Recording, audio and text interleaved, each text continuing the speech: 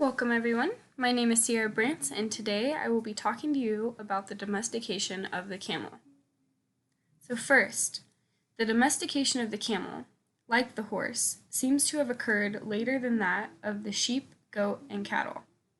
The camel is inferior to the horse in warfare and is further disadvantaged by slow reproduction and the intolerance of wet climates.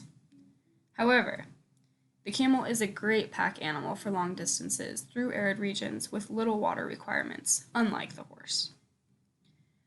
So, camels are long-lasting, they're strong, they're unique animals with many great qualities and uses that have been seen in agriculture, circuses, wars, and transportation.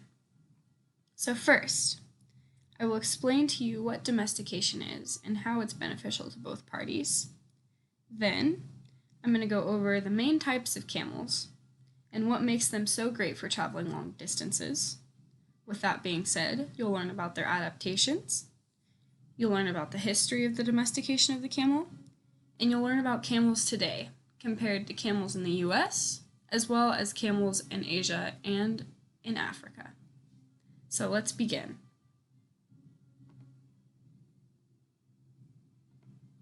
So, what is domestication?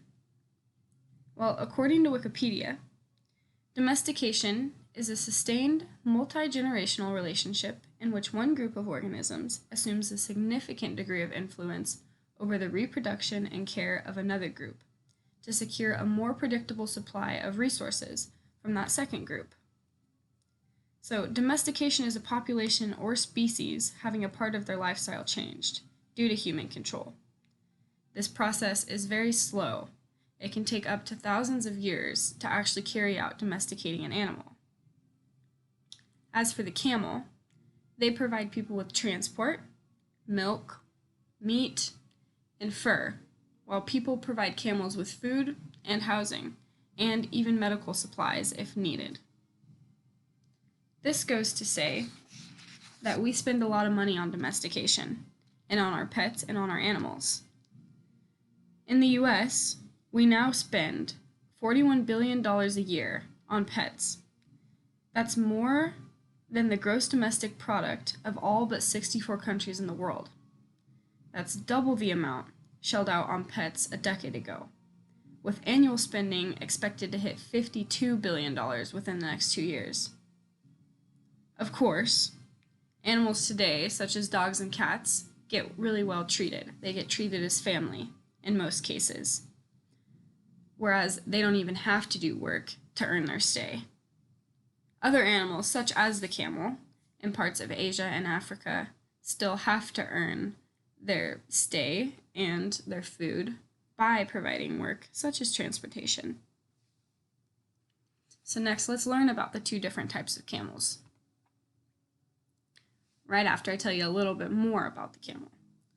So first, both camels' heights, which you'll get to learn on the next page, you have the dromedary camel, which is more known in Africa, and you have the Bactrian camel, which is more known in Asia. Both of their heights range around 73 to 85 inches. They can weigh up to 2,200 pounds, and their lifespan can span between 40 to 50 years. However, the Bactrian camel has been known to fall off around 35 years.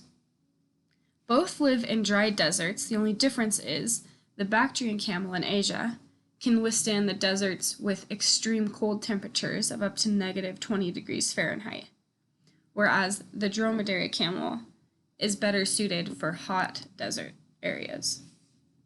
Now, let's learn about more of the differences between these two camels. So you can see a clear difference from the pictures. The Bactrian camel has 2 humps, whereas the dromedary camel has 1. The next difference you can kind of see is that the Bactrian camel has more fur. Now, like I said before, this reason is most likely because they have to withstand extreme cold temperatures. The dromedary, on the other hand, has to withstand extreme hot temperatures. That's why its fur is light, so it can reflect the sun more easily. Next, you have the dromedary camel having softer feet, and this is because they walk on sand all day, so they don't have to have harder feet, and their feet just aren't adapted for harder materials. Whereas the Bactrian camel, it still has somewhat soft feet because it walks on sand, but it also has harder feet because it has to walk over rocks and usually longer distances. So now, we're going to learn a little bit about the history. So here you can see the overview. The dromedaries were domesticated first, or at least that was the first signs of them.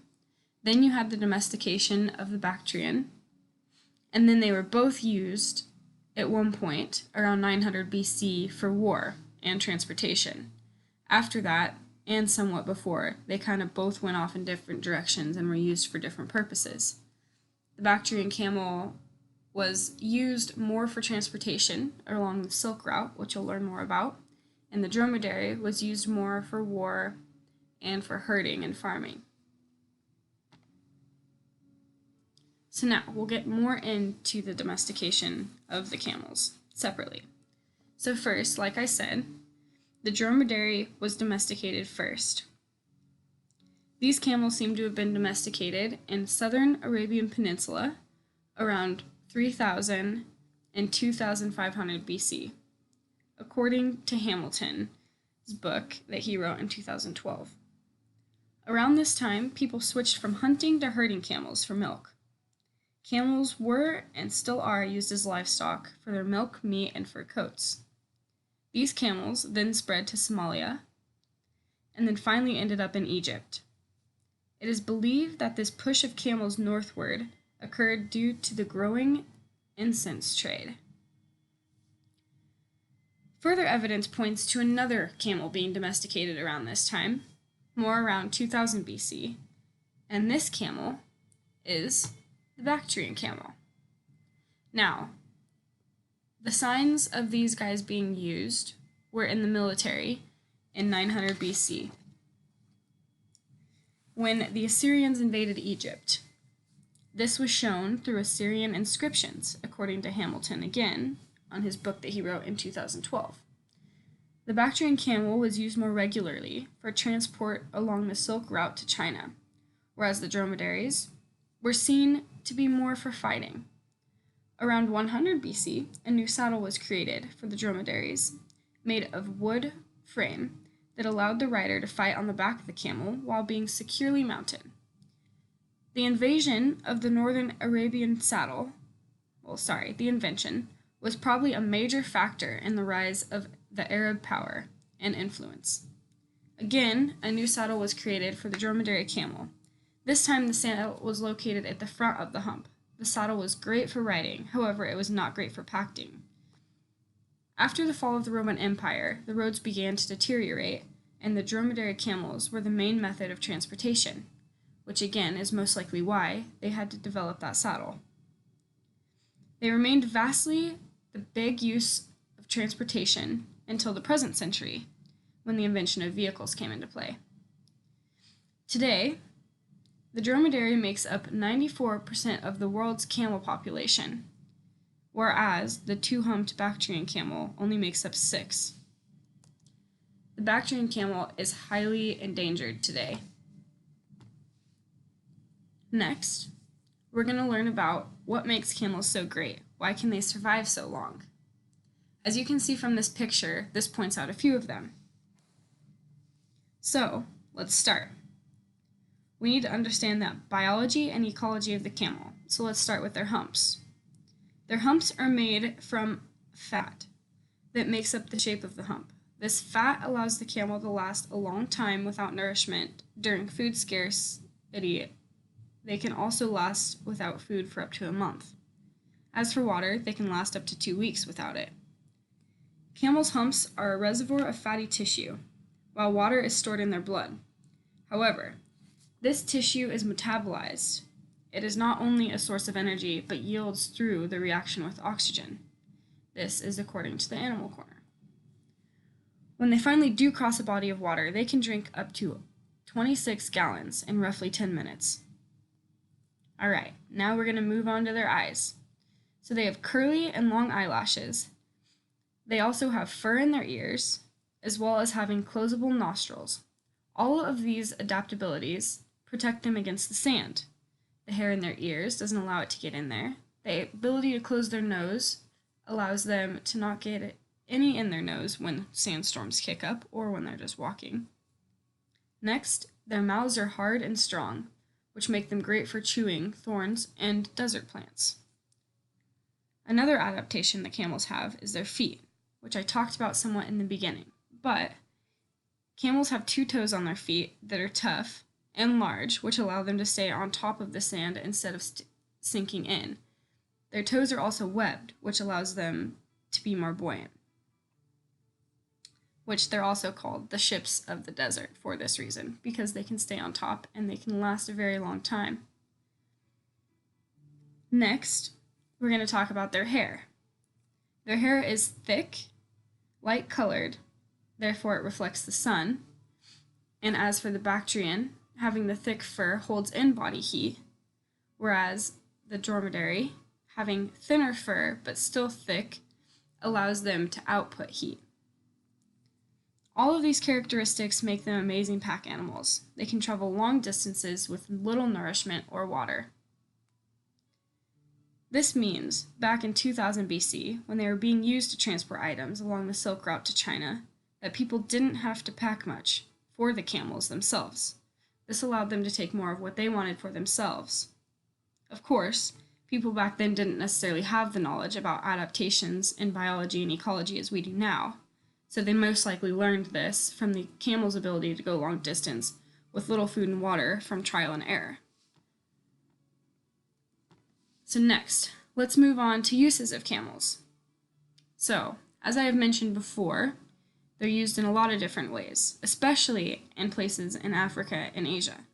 They're used for ranching, for meat, for milk. They use their fur and hide, and they're also used for transportation. They're still vastly used for transportation, especially in parts of Egypt, where you always see pictures of the camels transporting people through the desert to the pyramids. But another fact you didn't know is that camel's milk is actually really healthy for you. And they've been doing a lot of studies on it to see if it can actually be a replacement for insulin to control diabetes, which is very interesting and it's just a great thing that we could find that out. So next, let's go to camels in the US. So, camels today are still used to do the energy that humans would have to do otherwise in parts of Asia and Africa. And the US tried to do this as well. So, camels were reintroduced into the Americas in 1701 in Salem, Massachusetts. Even more were brought over from Africa in the next 100 years. In the 1850s, camels were considered for use in the military. A Navy lieutenant made the comment that camels were swift and strong and could penetrate regions into which burros, horses, and even mules could not go without ample supply of water. This lieutenant imagined he imagined soldiers on camels, chasing hostile Indians off trails and carrying small artillery cannons on their humps. This idea fell through, however, but another one arose, in which that idea was creating a transport train made of camels. This also fell through, and even though some groups of people still carried this out, it ended up leading to the abuse of the camel and release of a lot of camels. So for a while, there was many camels just roaming the deserts of Arizona. That's when the camels became more scarce in the US because we failed to use them as they were being used in Africa and Asia as pack and farm animals. Today in the US, the only place you ever see camels are in the zoo or in the circus or on the cigarette packages. We only use them for people to ride for fun or for people to look at because they're quite amazing creatures and they're very tall. However, this compares to Africa and Asia because they're very, very expensive and very well respected in Asia and Africa. one camel costs 3 donkeys or 12 cows. Or one camel costs 36 goats or sheep. So they're a delicacy, and they're well wanted in parts of Asia and Africa. So there's a group called the Maasai group of Africa, and they were asked why they don't have camels instead of cows. And they responded with, they can't afford them. If people have enough money, camels are used as farm animals for milk and meat. They are also used as a means of transportation due to their reliability.